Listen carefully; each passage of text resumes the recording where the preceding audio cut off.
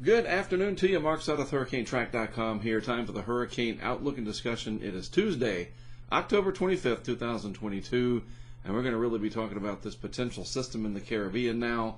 Late season development, yes, it is possible. We know that.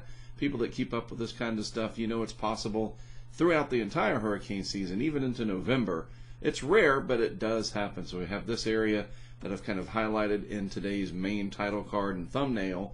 But there are a couple of other areas to watch as well. But this one, the potential system here in the Caribbean, warrants the most attention going forward. All right, so let's get on with it, show you what we've got going on out there. Don't have the 2 p.m. update yet. I'll refresh this just to be sure. This will probably indicate pretty much more of the same. Nothing major has changed. This is the 48-hour outlook. This is probably going to go down from where it is now at 40%. That was as of 8 a.m. Eastern Time. The 5-day, you had this area in yellow. This will probably go up just a little bit. This will probably come down, and this will probably stay about the same. Maybe get a bump up to 30. But these are our areas to watch, and this one right here is the one that I have the most interest in overall. This one's not to be ignored. It could create some swells and other just inclement weather conditions out over the Atlantic there between Florida and Bermuda, and down towards the Bahamas, kind of spinning around out there. What is it? Well, it's an area of low pressure that is expected to develop. Not purely tropical, not your typical nor'easter type ocean storm either.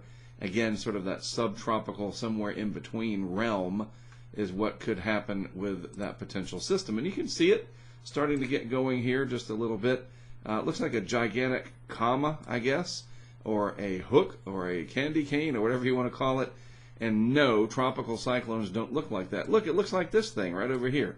This is a great example. This is a mid-latitude storm, a cyclone over land, an extratropical cyclone, whatever you want to call it, mid-latitude, non-tropical, and this is very similar to that, except this is over warm water, and this feature here is clearly over Arkansas. Not a lot of warm water there, right? So this has the potential to develop some deeper convection or thunderstorm activity, maybe getting a little bit more concentrated, and it is possible that it could become more of a subtropical kind of hybridish storm out there over the Atlantic. And if you look really careful, right there near Bermuda, I mean, my goodness, look at that. It's a tiny little circulation. I mean, you could fit that thing pretty much over Houston, and it would fit very nicely if you took that right there. I should have had a zoomed in shot of that. You know what? I think I can just go to tidbits real quick and do that. This is, what the heck, right? Probably under current storms, it is 94L. Oh, you gotta love it. You gotta love it. Way to go, Levi. I'm glad this is available. Let's look at the true color zoomed out. That'll work well. Perfect. So there it is, that tiny little swirl. I mean, the whole thing would fit. We're too far away to show you where it would, be in Texas, but that whole thing would fit in eastern North Carolina easily. That little circulation. But it counts. It's a small little cyclonic spin, an area of energy there, not much convection with it overall. And Howard, our good friend Howard there, and my other friend Jay that owns the Swizzle, you could probably go out there and look off the northern coast of Bermuda and see that thing going away. And heck, if you flew over the top of it in maybe your private jet, for some of you wealthier Bermudans out there, you get high enough, you could probably see the circulation. I'm not kidding. That is pretty cool. Rather innocuous overall, too, so we can kind of have fun with it, so to speak, and appreciate how neat looking that is, kind of geek out on it just a little bit. All right, so enough of that. Let's get back to a more serious tone for things here.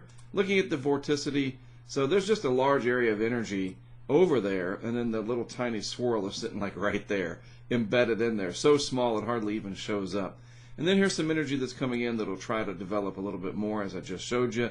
And then this is the tropical wave energy that we have to watch closely over the coming days. By the way, that's what the energy associated with that mid-latitude storm, the cyclone sitting over Arkansas and the rest of parts of the mid to deep south. That's what that looks like, that vorticity kind of stretched out there. It's linear in nature. This is a little bit more bundled with that little system in the middle. This is trying to get a little bit more concentrated. This is still stretched out, but that's what we'll be watching down here does something concentrate and get better organized over, wait for it, the warm water here. Now this is your anomalies, these are departures, but still, these water temperatures down here are about 29 Celsius. And really I can just slide this farther to the west here, because that's the area this will really start to try to develop. So not only are the water temperatures warm enough, they are warmer by, I don't know, almost a degree Celsius, looking at the scale there, almost a full degree Celsius warmer than they should be. So there's extra energy down there. That area has seen tropical development late in the season before. Again, it's not unheard of. All right, so you can't just dismiss it. Oh, it's coming up on November here in the next week. You know, come on, nothing's going to happen. Well, something could happen, and more of the models are now getting involved with developing this system. At first, it was just the GFS, and yes, it looks like the GFS was a little too early with development. I've seen a few people talking about that, well, as expected, the system looks like it's going to be delayed in development. Well, I think it still stands to reason that, look, the GFS did a good job at sort of seeing the pattern, even though it didn't nail necessarily, I mean, it hasn't happened yet, who knows. But yes, the development is a little bit further out in time, but more models are showing it. That's a big key. The GFS especially, which was the first to really pick this up, it has sort of moved up in time. It's not always out at day 7, 8, 9, 10. So this does merit some concern. And remember, it's not just, hey, I don't care unless it's a hurricane. I mean, maybe you do, but the people down here, if it's just a tropical wave with air quotes around just, yeah, that can be impactful. Trinidad, Tobago, Grenada down there, the southern windwards, the northern coast of South America, you know, the ABC Islands, those areas were impacted by a few fledgling systems this year. Remember? Ian got its start down there. So this has been an area that has had development. Sort of, it's been sort of the incubator and the nursery, if you will, for several of our storms and hurricanes this year. So we do need to take it very seriously in the coming days as it tries to get going. So looking at the GFS, and by the way, this little tag up here, Dr. Cowan's site, he's lost a server for plotting, so he's moving things around, and so stuff's been delayed. I was wondering what was happening there, but he's put an explanation, I can't talk today, up about what's going on. Nevertheless, we do have the 12Z GFS, which is a good thing. We appreciate that. This is hour number 6, so it's about right now, roughly. I mean, I'm putting this together at almost 2 p.m. Eastern Time. Now, that's roughly 18 Zulu time. And what are we looking at? Well, there's the system. Well, let's use a color that pops out, shall we? Try again. There's the system and the vorticity and the energy in and around Bermuda. Pretty innocuous, like I said, not a real big deal. Here's the energy that's trying to come together in the area east of Florida, southwest of Bermuda. Hey, like I said yesterday, right in the middle of the Bermuda Triangle, right? And then there's that tropical wave. There's some other energy back here.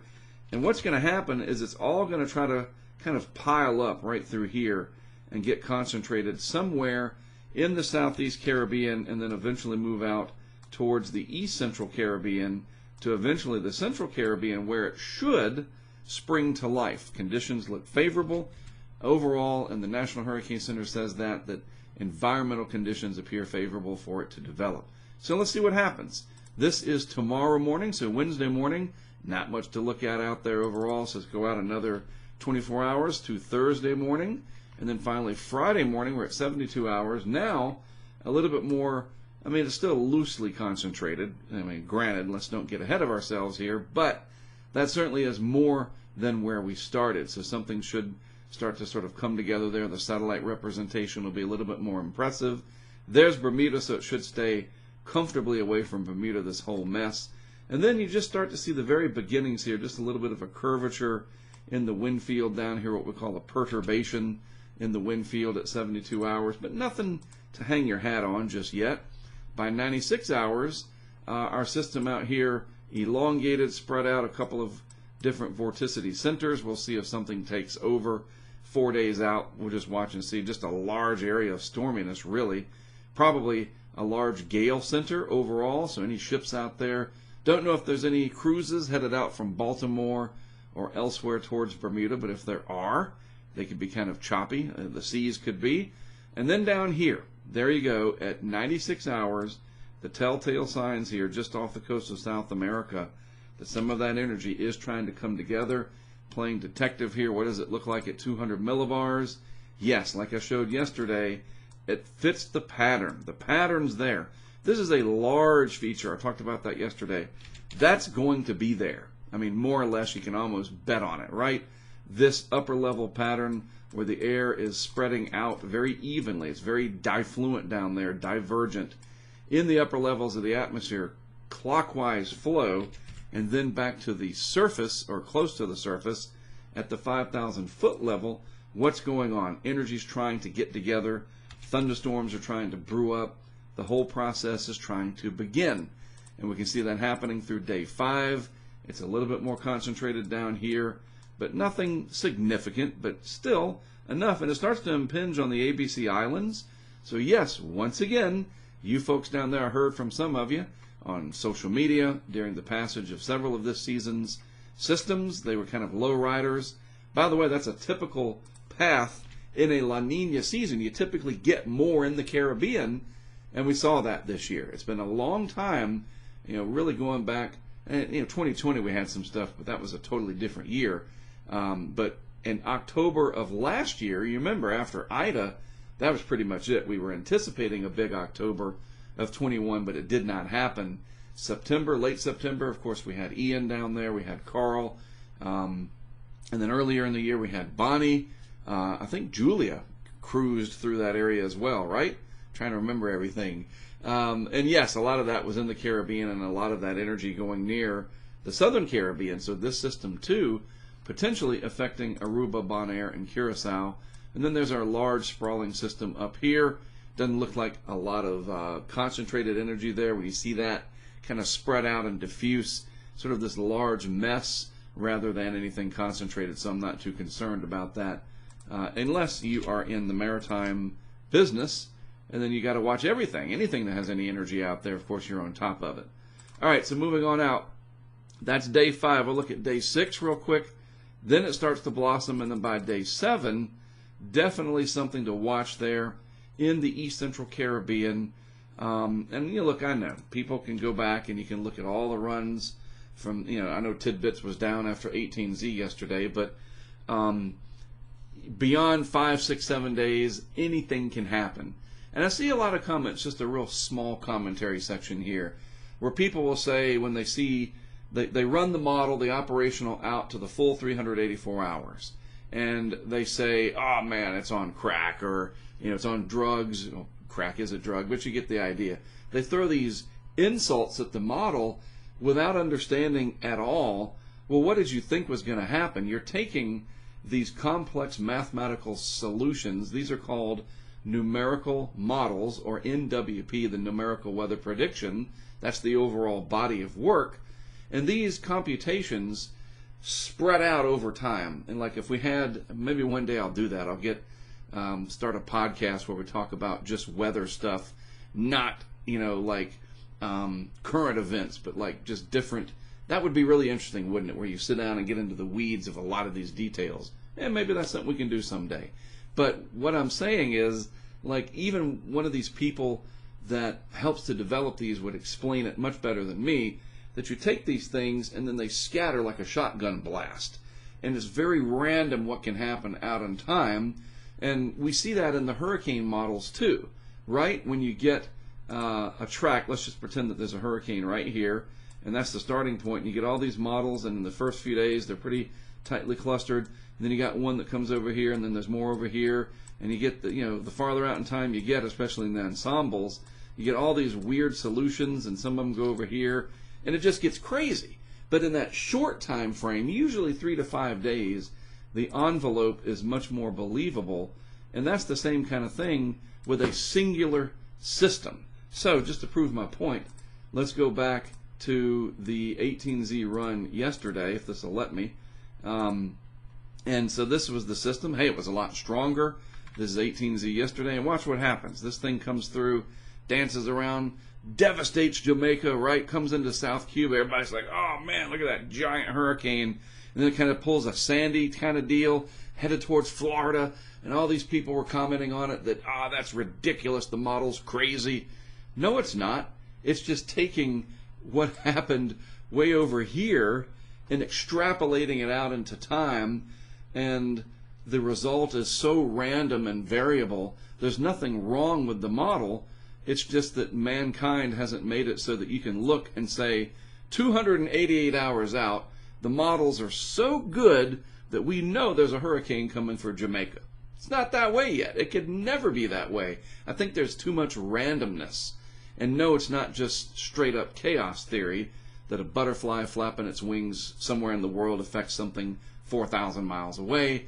It's more complex than that. So bottom line, yes, you can look at the models way out in time because they're freely available through a lot of different websites, but just understand what you're looking at, and the range of solutions are going to be wild and crazy because that's what happens when you take mathematics and let it go crazy over 2 weeks. That's basically the bottom line for it, all right? And, going back, though, honestly, the true bottom line, we got to watch this because, yes, there is the potential that something tries to get going in the near term, the next 3 to 5 to 7 days, and a week out is reasonable to look at weather-wise. Beyond that, we will wait and see. A lot of different things could happen, the way the upper air patterns are, if the system even develops, so forth and so on. All right? All right, let's get rid of me so I can get back to the title screen so that I can exit and put this online for you. So other than that, everything else is nice and quiet. Obviously, we are getting into late season, so we don't expect anything out in the eastern Atlantic. That window has closed for the year. 99% sure of that. You never say never, or you never say 100% until it's actually happening. A good rule of thumb for weather forecasting as a whole. I think we can all agree to that. So we'll watch this, and we'll see what happens. I'll be on top of it each and every day over the next several days as we watch the pattern evolve. All right? Have yourselves a great rest of your Tuesday. As always, thanks for tuning in. Don't forget, please subscribe to the channel, like the video, hit the notification bell if you want to be notified. And why wouldn't you? When I post a video, you'll be one of the first to know. YouTube will let you know. They'll knock on your door, so to speak, virtually, and they'll say HurricaneTrack has a new video. But you have to make that happen. All right, again, have a great rest of your day. I'm Mark Sudduth for HurricaneTrack.